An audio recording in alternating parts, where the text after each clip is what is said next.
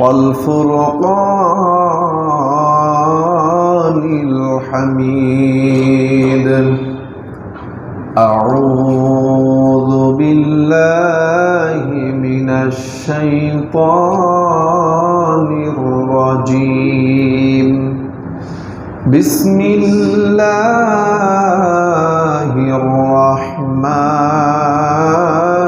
الرحيم.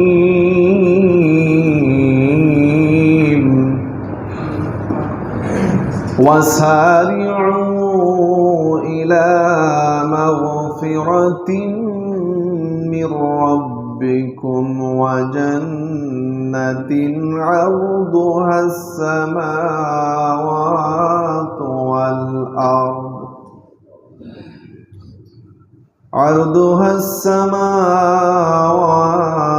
والأرض أعدت للمتقين.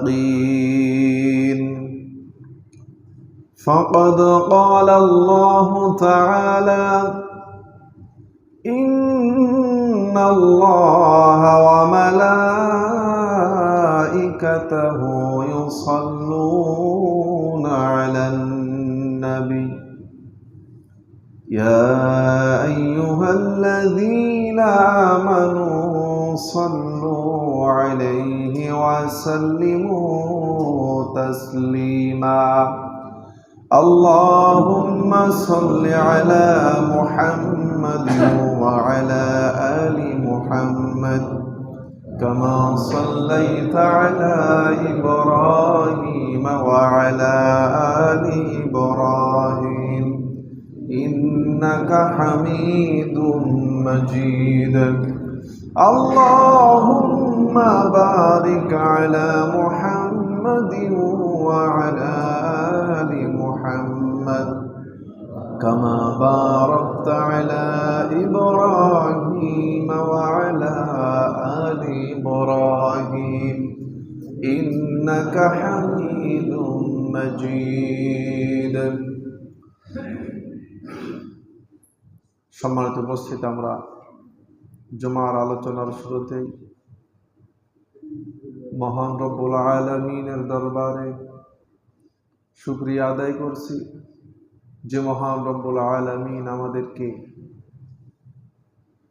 এই মহল্লায় অনেক মুসলমান বসবাস করি, আমরা তাদের মধ্য থেকে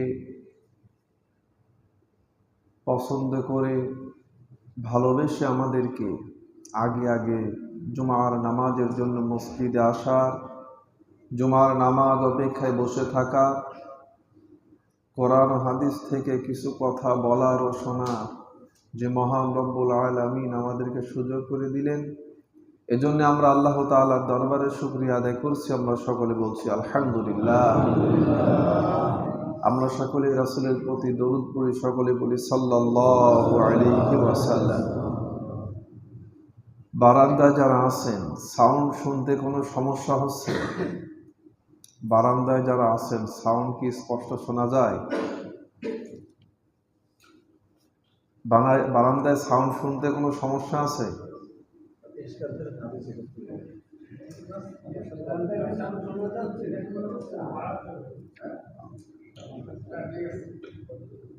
এবার ঠিক আছে, শোনা যাচ্ছে? ওকে। প্রিয় উপস্থিতি, আমাদের গত জুমার যে আলোচনা ছিল, আমরা গত জুমায় আলোচনা করছিলাম ইবাদত, আমাদের নেক কাজ, যে নেক আমল, এই নেক আমলের অগ্রগামিতা সম্পর্কে। এই বিষয়ে আমরা নেক আমলের অগ্রগামিতা সম্পর্কে আলোচনা করতে যে আমরা তিনটি বিষয়ে পরামর্শ দিয়েছিলাম যে আমাদের প্রতিদিন তিনটি বিষয়ে উন্নতি করা দরকার। প্রথম বিষয় কি ছিল মনে আছে কারণ? তিনটি বিষয় জিজ্ঞাসা করব না, একজনে তিনটি বিষয় হয়তো নাও মনে থাকতে পারে। প্রথম যে বিষয় ছিল মনে আছে কারণ? গত জুমার আলোচনাগুলো মনে রাখতে হবে এবং সাথে সাথে আমলও করা লাগে, শুধু শুনলেই হবে না, মনে রাখতে হবে, আমলও করতে হবে। কেননা সারাদিন আমাদের জ্ঞান চর্চা, দুনিয়াবী ব্যস্ততার কারণে জ্ঞান চর্চা করার সময় পাওয়া যায় না। ইসলাম সম্পর্কে জানবো, বুঝবো, আখিরাত সম্পর্কে জানা বোঝার সময় আমাদের খুব কম, দুনিয়ার ব্যস্ততা এত বেশি। এজন্যে জুমার আলোচনায় আমরা একটু কিছু শোনা বা বোঝানোর চেষ্টা করি। এই আলোচনাগুলো শুনতে হবে, পাশাপাশি আমল করার চেষ্টা করতে হবে। গত জুমায় আমরা আমলের উন্নতির প্রতিদিন 3টা বিষয়ে আমাদের উন্নতি করা দরকার, এই ব্যাপারে আলোচনা করছিলাম আমরা। প্রথম যে বিষয়ে পরামর্শ দিয়েছিলাম যে আমাদের প্রতিদিন কিছু না কিছু পাপ, কম হোক বেশি হোক, কমাতে হবে। প্রতিদিন যে পাপগুলো আমরা, অপরাধগুলো নিয়মিত করছি, টার্গেট নিতে হবে, কমাতে হবে প্রতিদিন। আগামীকাল থেকে এটা এভাবে করব, আস্তে আস্তে কমিয়ে ফেলতে হবে। আমরা এই পরামর্শ দিয়েছিলাম। এরপরে আরেকটি পরামর্শ দিয়েছিলাম, সেটা হচ্ছে যে আমাদের ইবাদতের যত্নবান হতে হবে। ইবাদতটা আরো সুন্দর করার চেষ্টা করতে হবে। যে ইবাদতগুলি আমরা করছি, প্রতিদিন আমাদের ইবাদতের দিকে খেয়াল রেখে, ইবাদত হচ্ছে কিনা, কোনো সমস্যা আছে কিনা, ইবাদতগুলি প্রতিদিন ইবাদতের দিক দিয়ে আমাদের যত্নবান হতে হবে। 3 নাম্বার যে পরামর্শ ছিল যে প্রতিদিন কোরআন থেকে হোক, কোনো হাদিসের কিতাব থেকে হোক, আমাদের কম বেশি জ্ঞান চর্চা করতে হবে প্রতিদিন, বা সপ্তাহে 2-4 দিন হলেও আমরা একটু বসি, কম বেশি সেখান থেকে জানার চেষ্টা করি।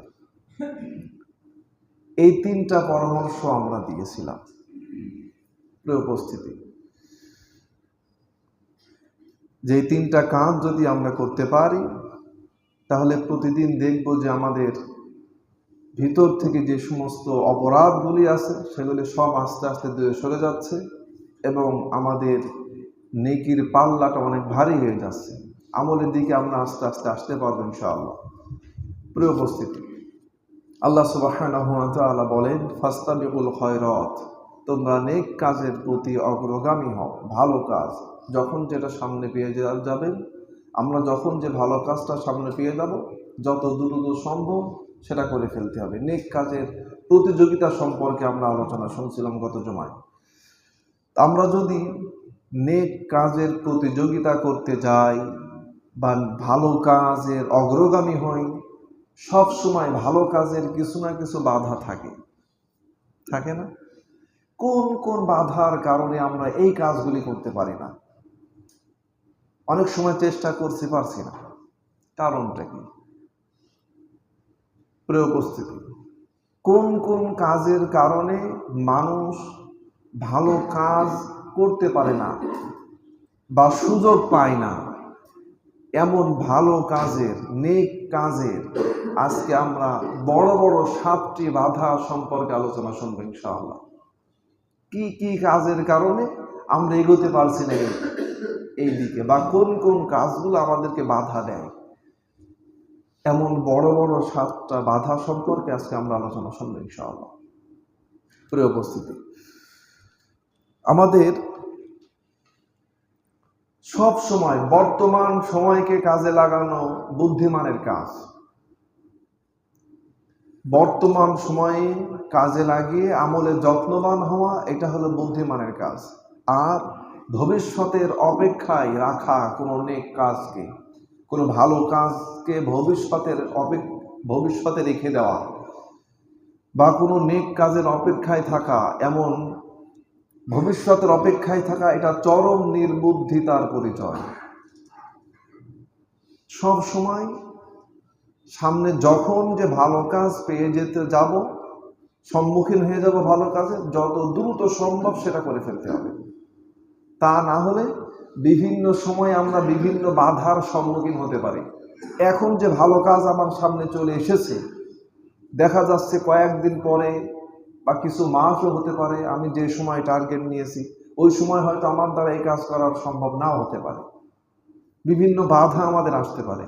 এজন্য যখন যে সুযোগ পেয়ে গেল ভালো কাজ করা, বুদ্ধিমান ওই ব্যক্তি বুদ্ধিমান ওই সাথে সাথে সেটা সে অর্জন করে ফেলে, সে করে ফেলে দেয়। পুরো উপস্থিতি। আর এই ভালো কাজের যে 7টা বাধা সম্পর্কে আজকে আমরা আলোচনা শুনব। এর মধ্যে প্রথম যে বাধা, এটা হচ্ছে অতি দারিদ্রতা, অতি অভাবী। এই অতি অভাবী হয়ে গেলে, মানুষ যদি অতি দারিদ্র্যের শিকার হয়, তাহলে মানুষ এর ভালো কাজের, নেক কাজের মন বসে না, ভালো কাজ মানুষ করতে পারে না। কারণ তার অভাব তার এই ভালো কাজগুলিকে সব ভুলিয়ে দেয়, সমস্ত ভালো কাজগুলি থেকে তাকে গাফেল করে দেয়, দূরে সরিয়ে দেয়। সমস্ত অভাব অনটন, এমন দারিদ্রতা, এমন অভাবের সম্মুখীন হয়ে যায় মানুষ। কিছু কিছু সময়ে দেখা যাচ্ছে যে তাদের জীবন রক্ষার যে সমস্ত জিনিস প্রয়োজনীয় যে সমস্ত অবলম্বন, এগুলি জোগাড় করাও মানুষের কষ্ট হয়ে যায়। কিছু কিছু সময় মানুষ এরকম চলে আসে, হয়ে যেতে পারে তার জীবন রক্ষার অতি প্রয়োজনীয় যে জিনিসগুলো, এই অবলম্বনগুলো মানুষ জোগাড় করা কষ্ট হয়ে যায়। খাদ্যের অভাব দেখা দেয় মানুষের মাঝে, খাবারের চিন্তায়, পর্যাপ্ত খাদ্য নাই। এমনকি এমন অভাবে হয়ে যায় মানুষ যে পোশাক সে পরে, এই পোশাকও পর্যন্ত অনেক সময় কিনতে পারে না। এই টাকা জোগাড় করাও তার কাছে কষ্ট হয়ে যায়। তাহলে খাদ্য, পোশাক, এরপরে বাসস্থানে তো অনেকেরই নাই। অনেকেরই স্বপ্ন যে একটু মাথা গুজার ঠাঁই, এমন একটা জায়গা দরকার, এটা তো অনেকেরই এখন স্বপ্ন। কাজে মানুষ মাঝে মাঝে এমন অভাবে পড়ে যায়, যখন তার এই জিনিসগুলো গুছানো, জোগাড় করা তার পক্ষে খুব কষ্ট হয়ে যায়। আর যখন মানুষ এই সমস্ত কষ্টের সম্মুখীন হয়, এমন অবস্থায় যখন মানুষ পড়ে, তখন তার কাছে শুধু একটা চিন্তা হয়ে দাঁড়ায়, কিভাবে আমার পরিবারের এই প্রয়োজনগুলি মেটাবো, খাবারের চাহিদা কিভাবে মেটাবো, সন্তান, পরিবারের মধ্যে যারা আছে তাদের পোশাকের চাহিদা কিভাবে মেটাবো, তাদের লেখাপড়ার যে খরচ ব্যয়, এই চাহিদা আমি কিভাবে মেটাবো, তাদের যে থাকার একটা জায়গার প্রয়োজন, এই চাহিদা আমি কিভাবে মেটাবো, তাদের যে ভালো খাবারের প্রয়োজন, পড়ার প্রয়োজন, এই চাহিদা মেটানোর জন্য মানুষ ইবাদত থেকে দূরে সরে যায়। এই চিন্তায় মানুষ ইবাদত করা ভুলে যায়। আর যদিও ইবাদতের মধ্যে আসে, তাও ওই ইবাদতটা আবার ওই সমস্ত কাজে পরিণত করে ফেলায়। মানুষ যখন অভাবে হয়ে পড়ে যায়, তখন নামাজে দাঁড়ালো, নামাজের মধ্যেও ঠিকভাবে সে নামাজ আদায় করতে পারে না। ওই চিন্তা, সাংসারিক যে চিন্তা, এই যে অভাবে আছে, সে তার এই প্রয়োজনগুলি মেটাতে হবে।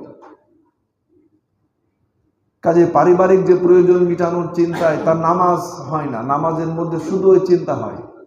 কাজে ওই চিন্তা, টেনশনগুলি, ওই অভাব, এমন দারিদ্রতা মানুষকে ইবাদত ভুলিয়ে দেয়, ইবাদত থেকে গাফেল করে দেয়, ইবাদতগুলি সব ওই সমস্ত কাজে পরিণত করিয়ে দেয়। এজন্যে মানুষের ইবাদত থেকে দূরে থাকে, মানুষ নেক কাজ করতে পারে না। নেক কাজের বড় একটি বাধা হলো অভাব, অনটন, মানুষের দারিদ্রতা। এটা হলো ইবাদতের অনেক বড় একটি বাধা। মানুষ যখন আর্থিক চিন্তায় পড়ে যায়, তখন সে মনে হয়, তাকে দেখলে মনে হয় যে সে মাতাল। কিছু কিছু সময় দেখলে এমনও মনে হয়, চেনা যায় যে এই ব্যক্তি খুব চিন্তাগ্রস্ত অবস্থায় আছে। উপস্থিতি, তার কোনো কিছু আর ভালো লাগে না। এজন্য অতি দারিদ্রতা, এটা মানুষের ইবাদতের, নেক কাজের বড় একটি বাধা। রাসূল সাল্লাল্লাহু আলাইহি ওয়াসাল্লাম 2টা বিষয়ে আল্লাহ তাআলার কাছে দোয়া করতেন। একটা হলো অতি দারিদ্রতা, যাতে এই শিকার সে না হয়ে যায়। আবার এমন সম্পদের যে সম্পদ তাকে ইবাদত থেকে গাফেল করে দেয়, এই ব্যাপারে রাসূল সাল্লাল্লাহু আলাইহি ওয়াসাল্লাম দোয়া করতেন, এমন ধনী না হয়ে যাওয়া। এই ব্যাপারে রাসূল সাল্লাল্লাহু আলাইহি ওয়াসাল্লাম দোয়া করতেন। আর মধ্যম পন্থা অবলম্বন করা, এটা সমস্ত নবীদের সুন্নাত, সমস্ত নবীদের সুন্নাত এটা। তারা সব সময় চাইতেন যে মধ্যম পন্থা অবলম্বন করতে। একেবারে এমন ফকির হয়ে